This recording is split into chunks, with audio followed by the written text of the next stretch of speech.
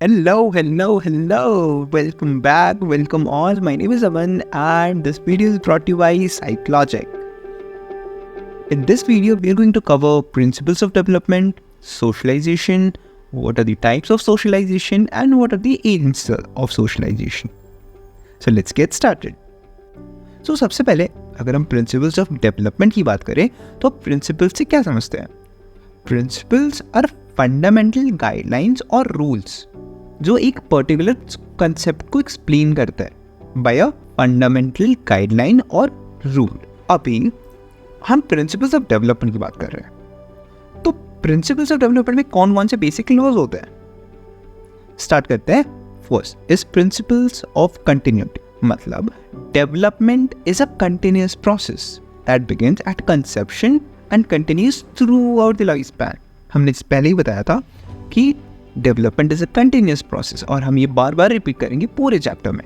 इसका एक एग्जांपल हो सकता है जब एक छोटा बच्चा बचपन में चलना सीख रहा होता है तो पहले वो क्रॉल करना सीखता है, उसके बाद वो खड़ा होना सीखता है, उसके बाद वो चलना स्टार्ट करता है. सो ग्रेजुअली वो धीरे धीरे प्रोग्रेस कर रहा है, धीरे धीरे वो डेवलप कर रहा है.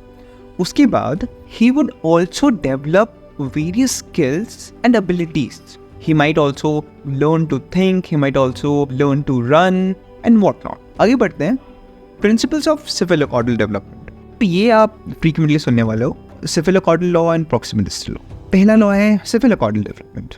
Development that proceeds from head to tail. यहाँ पर cephalocaudal मतलब होता है head और caudal का मतलब होता है tail. तो ऐसी कोई भी development जो हमारे सर से स्टार्ट होती है, लाइक हमारे हेड से स्टार्ट होती है, नेक से स्टार्ट होती है, फिर आर्म्स और हैंड से होते हुए हमारे पीठ तक जाती है. अब आते हैं प्रॉक्सिमल डिस्टल डेवलपमेंट. सो क्योंकि हमने बात किया वर्टिकली हमारी बॉडी डेवलप हो रही है हेड टू टो, तो वैसे ही हॉरिजॉन्टली हमारी बॉडी डेवलप होगी centre of the body to extremes of the body. मतलब developmental proceeds from the centre of the body. Centre of the body को हम प्रॉक्सिमल बोलते हैं और extremes of the body which is distal. In short proximal distal law. अब आपने देखा होगा कि बेबीज बचपन में पहले अपने आर्म्स को कंट्रोल करना सीखते हैं, हमारे अपने शोल्डर्स को कंट्रोल करना सीखते हैं, उसके बाद ही वो अपने फिंगर्स से कोई चीज़ ग्रैब्स करना सीखेंगे. So that is a very good example of proximal distal development. Moving forward with principle of differentiation and integration. अब ये वो 12th स्टैंडर्ड वाला differentiation and integration नहीं है. यहाँ पर differentiation का मतलब होता है process of becoming more specialized, while integration refers to the process of becoming more coordinated. Example, एक बच्चे का brain जब develop होता है तो कुछ areas जैसे कि vision और hearing वो ज़्यादा specialized हो जाते हैं, लेकिन ये सारे एरियाज धीरे धीरे ज़्यादा इंटीग्रेटेड भी होते हैं.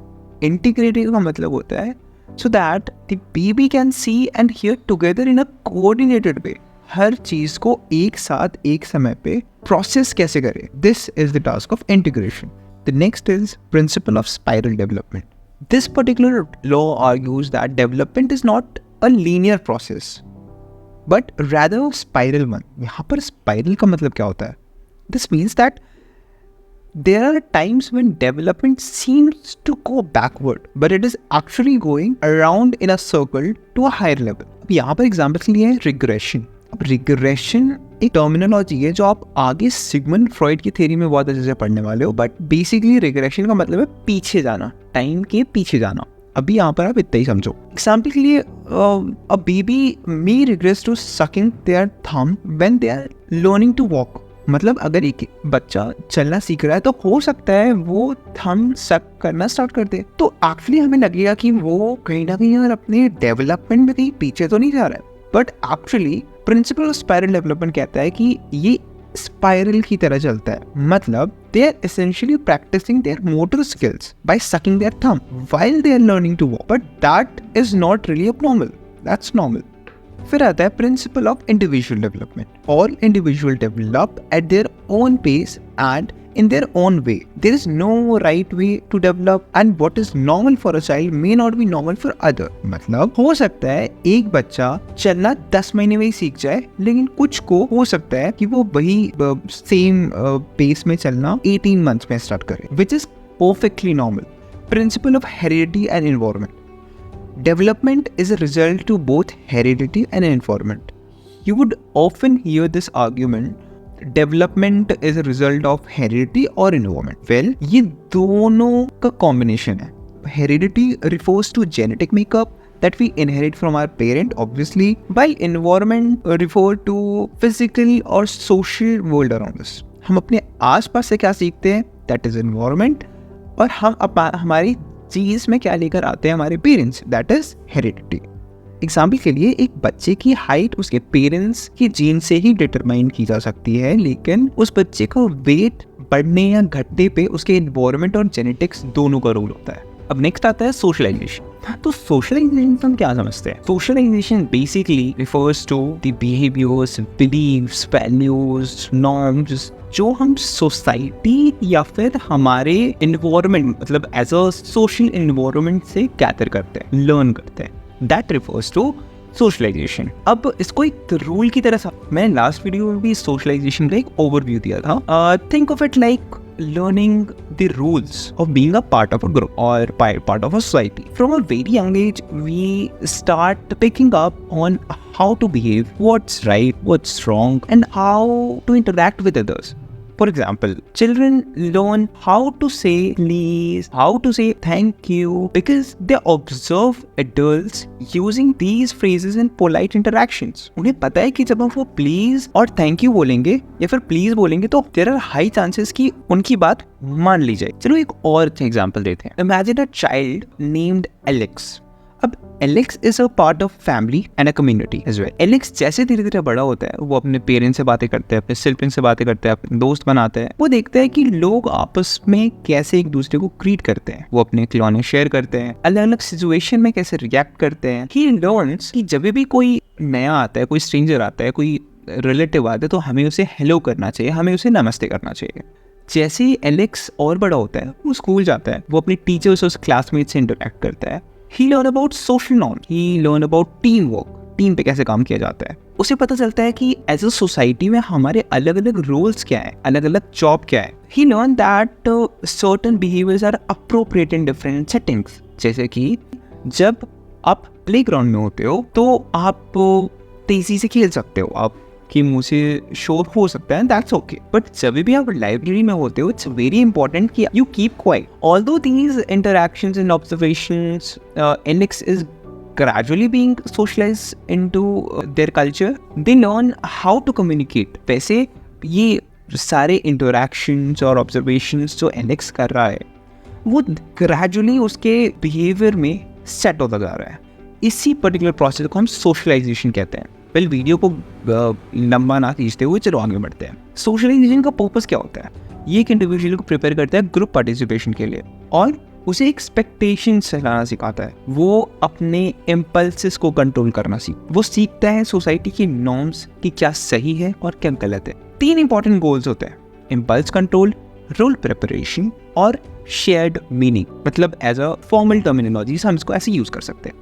अब आगे बढ़ते हैं टाइप्स ऑफ सोशलाइजेशन. सोशलाइजेशन के टाइप्स के होते हैं. सो पहले होता है प्राइमरी सोशलाइजेशन. प्राइमरी से हम क्या समझते हैं? First and the foremost. ये आपके अर्ली चाइल्डहुड में आता है and it is mainly influenced by the family and it is known to lay the foundation of social and emotional development और वो basic culture, norms और values सिखाता है. उसके बाद आता है secondary social. Secondary socialization continues throughout your life. It occurs when individual enter new groups or organization. It involves adapting to new roles, new norms and expectation. Example के लिए जब हम एक नया job start करते हैं या फिर हम किसी नए सोशल इन्वायरमेंट में शिफ्ट होते हैं, कहीं पर अगर हमने शिफ्ट किया, वहाँ से सेकेंडरी सोशलाइजेशन स्टार्ट होती है. Secondary socialisation isn't really a different type. It basically आपकी अर्ली चाइल्डहुड के बाद जितनी भी जो भी सोशलाइजेशन प्रोसेस होती है उसको हम सेकेंडरी सोशलाइजेशन कह सकते हैं. Moving on, developmental socialisation. It corresponds to the basic और specific life stages and transition. अब क्योंकि हम डेवलपमेंटल साइकोलॉजी के बारे में पढ़ रहे हैं, it's very important to understand developmental socialisation. इसी से हम स्किल्स एक्वायर करते हैं, इसी से हम चीज़ें लर्न करते हैं. Developmental socialisation basically refers to how do we develop, what is the role of socialisation in development. Example के लिए a kid might start talking, he might not know उसका मतलब क्या हो, he might not know कि how to write whatever he is saying. He learns through observing his family, his friends, and others. उसके बाद आता है anticipatory socialization. जब आप लाइफ के अलग अलग स्टेजेस में एंटर कर रहे होते हो तो आप डिफरेंट चीज़ें एक्सपेक्ट करते हो. एंटीसिपेटरी सोशलाइजेशन यही बात बताती है हमें. एग्जाम्पल के लिए जब आप एडोलेसेंस में एंटर करते हैं या फिर जब हम स्कूल के बाद हम कॉलेज में एंटर कर रहे होते हैं तो हम कहीं ना कहीं अपने अंदर वो चेंजेस अनकॉन्शियसली या सबकॉन्शियसली ही ले आते हैं कि ओके अब हम बड़े हो गए, अब हम कॉलेज जाने वाले. जब हम कॉलेज से ग्रेजुएट होते हैं तो हमारी एक मेंटल सेट होती है कि okay now that we are graduated we need to behave like we are graduates. Okay, now that we have got a job, we need to behave like we got one and we need to behave like a professional. उसके बाद जब हम when we are entering into a age where people expect us to get married, we develop this expectation, we develop the mentality कि okay, now we need to behave in a certain way. Moving forward, desocialization. अब desocialization क्या होता है? ये थोड़ा opposite नहीं लग रहा. Basically it involves unlearning the previous attitudes और behaviours common during major life transitions और एंटरिंग न्यू इन्वायरमेंट. एग्जांपल के लिए जब हम छोटे होते हैं तो हम कुछ अननेसेसरी एक्टिविटीज़ भी सीखते हैं जो अब क्योंकि हम बड़े हो गए हैं, अब हमारा डिफरेंट रोल है, अब हम एक डिफरेंट एज ग्रुप में एंटर कर चुके हैं. We need to unlearn certain things. For example you got admitted into Indian army. Ab, you cannot just behave like a normal person. What I mean here is, you need to be disciplined. आपका सुबह देर से उठना, lazy होना, that is not going to work. You need to change yourself. You need to unlearn. You need to desocialize. आपकी normal civilian life से military life अलग होने वाली है. So you need to unlearn certain things. Moving forward with resocialization. Here, now that you got admitted into Indian Army, you need to be indulged into the process of adapting new attitudes, adapting new values, कुछ behavior, कुछ ऐसी चीज़ें जो आपको exclusively वहाँ पर सिखाई जाएगी. और इसीलिए हम कहते हैं कि we are re-socializing. हम एक नए social setting में enter कर चुके हैं and we are learning new things. After that, organizational socialization. Obviously ये नाम से पता चल रहा है. It focuses on adapting to the norms and culture of specific organization. After that, forced socialization. Forced socialization occurs when individuals are compelled to adapt certain behaviors or beliefs. It can result into social or cultural or institutional pressure. For example, आप एक cult को follow कर रहे हो, या फिर चलो इससे एक और simple example हो सकता है कि you are sent in a judicial custody. अब सोचो कि you're on a trial and you send a judicial custody जहाँ पर और भी सचमुच के कुछ क्रिमिनल्स हैं, तो तब आपका जो बिहेवियर चेंज होगा वो काफ़ी नेगेटिवली हो सकता है. So basically you are forced to adapt certain norms, certain. आपको अगर वहाँ सर्वाइव करना है तो आपको you need to behave in a certain way that is acceptable there. Moving forward, stages of socialisation. Stages of socialisation में सबसे पहले आता है investigation. When you explore different environment, you are exploring different groups to find a sense of belonging. Example के लिए a teenager trying out different friend groups to see where they fit in, changing interest or behavior to align with a particular social. अभी आपने देखा, आपने observe किया, investigation. उसके बाद आप सोशलाइज करोगे. The next step is socialisation, choosing a group and conforming to its norms and values. आपने अब एक टीनेजर वाला एग्जाम्पल जैसे मैंने बताया आपको कि he was trying out different groups. Now he found one. अब उसे वो अच्छा लगा. He would conform to its norms and values and he would try to fit it. The next step is maintenance. अब क्योंकि उसने एक नया ग्रुप फाइंड किया है, it's important to maintain that social group.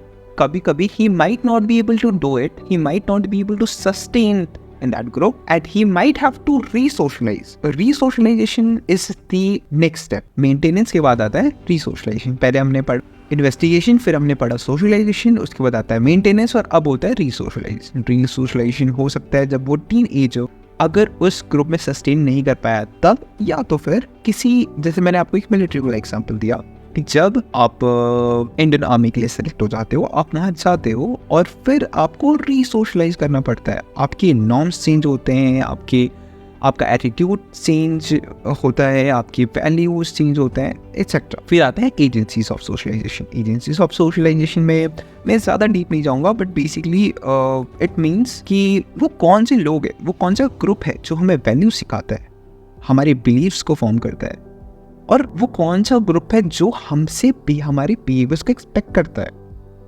ये सारे होते हैं, इनको हम कहते हैं एजेंसीज ऑफ सोशलाइजेशन। पहले होता है फैमिली। अब हमारी फैमिली ही तो सिखाती है हमें कल्चरल वैल्यूज क्या होते हैं, नॉर्म्स क्या होते हैं, किसको हेलो बोलना है, किसको थैंक यू बोलना है, किससे बातें नहीं करना है, किससे चॉकलेट्स नहीं लेना है। उसके बाद आता है स्कूल में हम कुछ ऐसी चीज़ें सीखते हैं जो हम घर पे नहीं सीख पाते हैं। उसके बाद आते हैं पीयर ग्रुप। अब जैसे कि मैंने वो टीनेजर वाला एग्जांपल दिया, he had chosen a group जो उसे कुछ और नॉर्म सिखाएगा जो उसकी हो सकता है स्कूल्स में ना सिखाया जाए। अब वहाँ पर कुछ ऐसी भी चीज़ें सिखाई जाती हैं जो आपको ऑब्वियसली स्कूल नहीं सिखाते। Moving forward to mass media, television, internet, social media. Well अगर आपके इंटेंशंस अच्छे हैं तो आप इंटरनेट से बहुत अच्छी चीज़ें भी सीख सकते हो, और आपके इंटेंशंस बुरे हैं, अगर अनकंट्रोल्ड हैं, आपके पेरेंट्स ओवरलुक नहीं करते, तो हो सकता है कुछ गलत चीज़ें भी सीख जाओ। फिर आता है community. Community is basically a broader term of social environment beyond family, beyond school. जब आप ट्रैवल कर रहे हो, आप अलग अलग लोगों से मिल रहे हो, आप अलग अलग ऑर्गेनाइजेशन ज्वाइन कर रहे हो, एवरीथिंग, ये होता है community. So that's all for today's lecture. You can download the notes from the link given below in the description. In the next lecture, we are going to discuss the following topics. Thank you for watching.